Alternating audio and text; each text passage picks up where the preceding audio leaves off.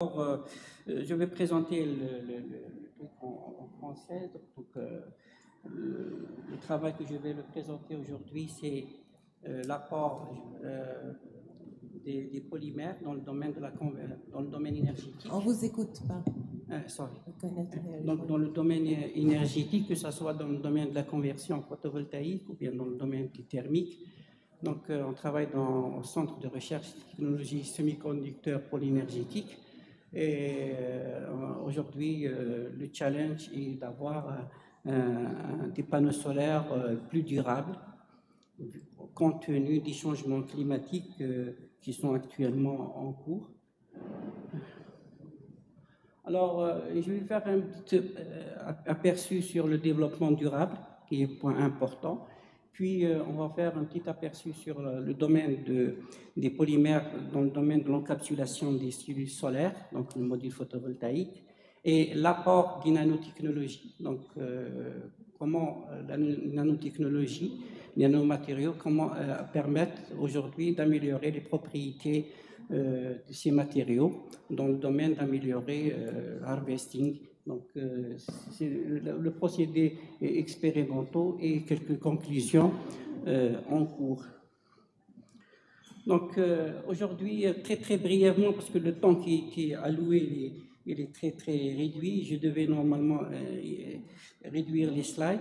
Donc, l'énergie aujourd'hui, c'est un point important dans le processus des changements climatiques, c'est la source de tous les problèmes actuels. Donc, le concept actuel, c'est de réduire la consommation d'énergie. Donc, vous savez très bien que les changements climatiques actuels, tout va vers des énergies renouvelables. Donc, la promotion de ces énergies renouvelables a permis aujourd'hui d'aller vers l'Organisation mondiale des standards, donc ISO, d'aller vers des normes qui vont permettre de favoriser la promotion des énergies renouvelables. Donc, je parle des énergies renouvelables, je parle des normes parce que je travaille aussi en tant que membre technique du comité national, l'Institut algérien de normalisation, et aussi membre expert au niveau de ISO Énergie. On a fait une formation avec Inastar, expert dans le cadre de management de l'énergie. Donc tout cela va permettre aujourd'hui, comme l'a dit notre collègue Madame Aïda, donc c'est de réduire l'empreinte carbone et d'aller vers des matériaux émergents, innovants, qui permettent d'avoir une meilleure performance, une meilleure durabilité. Parce qu'aujourd'hui, vous savez très bien que les panneaux solaires qui sont utilisés en Algérie, c'est des panneaux qui sont généralement importés de l'étranger et sont soumis généralement à des tests d'environnement selon les standards internationaux 61215 qui sont élaborés dans des climats modérés. Et ce n'est pas le climat algérien qui est caractérisé par un climat chaud. Vous savez, aujourd'hui, la température elle est élevée. Je reviens d'un pays européen du nord de l'Europe où la température elle est de 12 degrés. Et vous savez, il y a un changement de température important, ce qui va induire un stress thermique dans les matériaux qui composent le panneau solaire. Donc aujourd'hui, il faut savoir que les changements actuels est d'aller vers des matériaux qui engendrent une empreinte carbone la moindre, sans que footprint, et aussi la consommation d'énergie. Avant, on parlait du panneau solaire avec un rendement important, etc. Ça, ce n'est plus vrai. Aujourd'hui, on parle de l'empreinte carbone et la consommation d'énergie mise en jeu pour essayer de réduire ce concept-là. Donc, voilà un petit peu la tendance actuelle est d'aller vers la sobriété, c'est-à-dire de réduire la consommation d'énergie en utilisant des matériaux innovants et l'apport des nanosciences, nanotechnologies, l'apport des polymères nouveaux, que ce soit bio ou bien standard, c'est important. Alors, je passe directement au panneau solaire, parce que le temps il est très limité. Vous savez, il y a un empilement, la cellule solaire elle est prise en sandwich dans un nombre important de polymères, et ces polymères-là engendrent généralement des dégradations, un jaunissement compte tenu que l'Algérie, par exemple, pour un climat désertique ou aride ou semi-aride, caractérisé par un taux élevé de rayonnement solaire, avec un stress thermique nuit-jour et les vents de sable, ça va dégrader complètement. La tendance actuelle est d'apporter dans ce panneau solaire des matériaux fonctionnels qui permettent d'apporter un plus au niveau de la conversion d'énergie.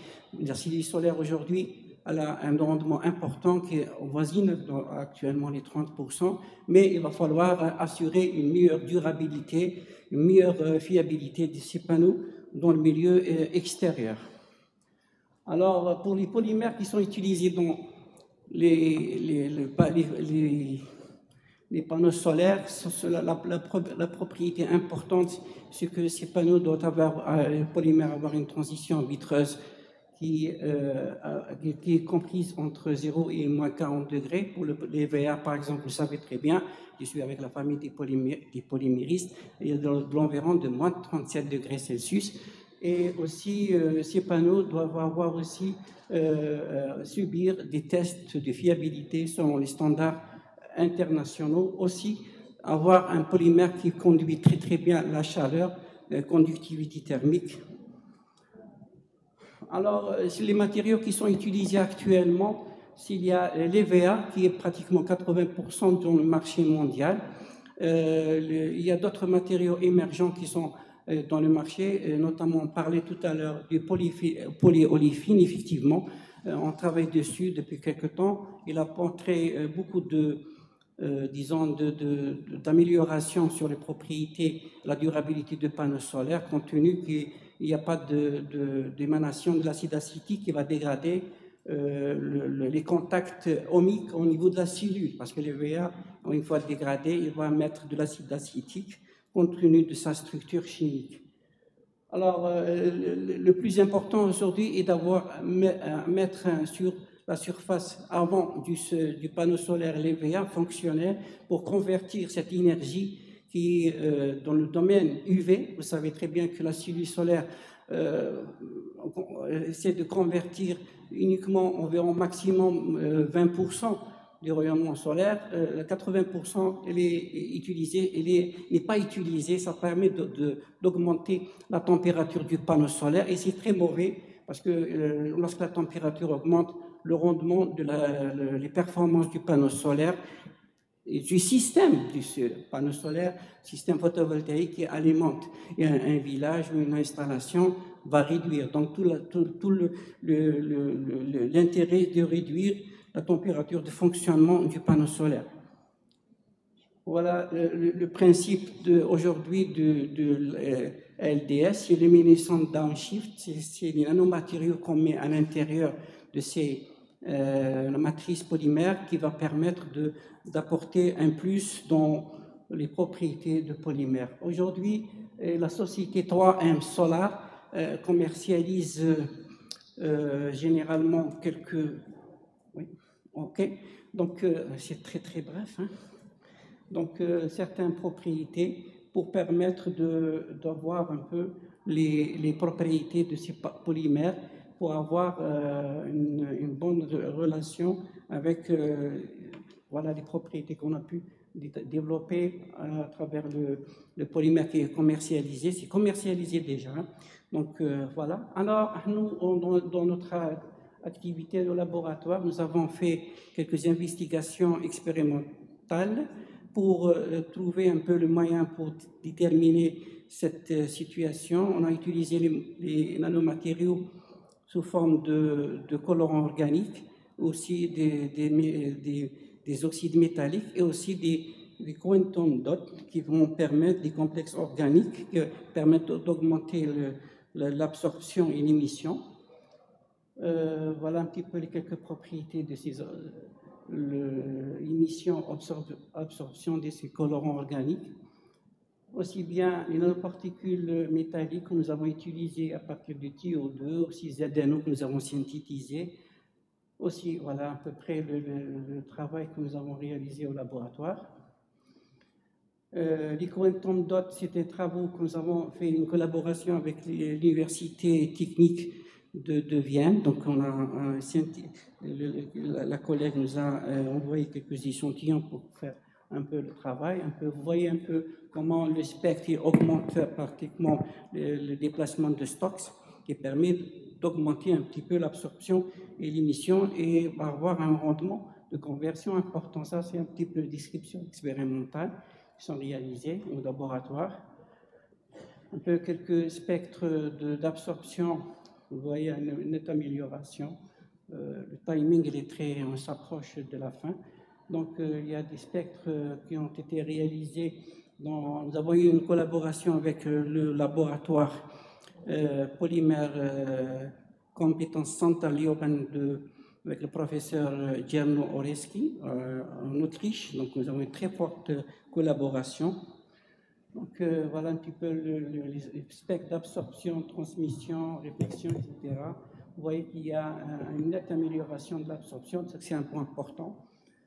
Voilà l'analyse thermique qui ont été réalisées, donc on travaille un petit peu. Alors, les nanoparticules organiques, pour augmenter la spectre d'absorption, on est obligé de faire un mélange pour augmenter, c'est une mixture. Pour les oxydes métalliques, vous voyez un peu les groupes. Nous avons utilisé pour le travail l'EVA et le PVB qui est très très robuste pour ses propriétés mécaniques. Alors nous avons aussi travaillé sur les nanoparticules ZNO. ZNO, c'est pour avoir une meilleure conductivité thermique. Voilà un petit peu les propriétés. Je termine. Voilà à faire pour les quantum dots. Aussi bien les nanocomposites pour les matériaux. Nous avons ici la photoluminescence PMMA qui est utilisée pour la face avant pour des applications compte tenu de la légèreté des panneaux solaires. Aussi bien que pour les matériaux à changement de phase, ça c'est un point important dans le domaine de la bioclimatique, dans le domaine de la ventilation, le cooling, c'est-à-dire le refroidissement des composants électronique. La semaine passée, j'ai été dans un laboratoire au Danemark, donc c'est ces gens-là qui travaillent d'une manière très sérieuse dans comment refroidir les modules de puissance. Et là, ils ont été très surpris aussi d'avoir que les matériaux à changement de phase avec des nanoparticules permettent d'améliorer les performances des composants ou des modules de puissance. En conclusion, que ce travail a permis d'abord d'avoir une connaissance importante, d'acquérir des connaissances importantes dans le domaine des nanomatériaux. C'est une réalité importante pour essayer d'avoir des matériaux émergents. Et je ne vous cache pas que malheureusement ici en Algérie, l'industrie photovoltaïque est quasiment inexistante, malgré qu'il y ait un programme ambitieux des énergies renouvelables par le ministère de l'Énergie. On espère que développer une structure d'industrie, malgré qu'il existe quelques opérateurs économiques dans l'encapsulation, reste de créer cette passerelle recherche-développement université vers chose que j'étais surpris, par exemple, au Danemark, et ils travaillent toujours avec le secteur socio-économique, ils apportent des projets, il y a une synergie importante. Malheureusement, nous, ici en Algérie, on se limite à faire des encadrements pédagogiques ou le master. On aurait pu voir des projets intéressants que le ministère de l'Énergie, à travers la Sonatrach, la Sonalgaz, sollicite des matériaux parce qu'ils utilisent pratiquement 2 gigawatts de panneaux solaires dans le sud de l'Algérie. Pour essayer, merci, je vous remercie pour votre attention.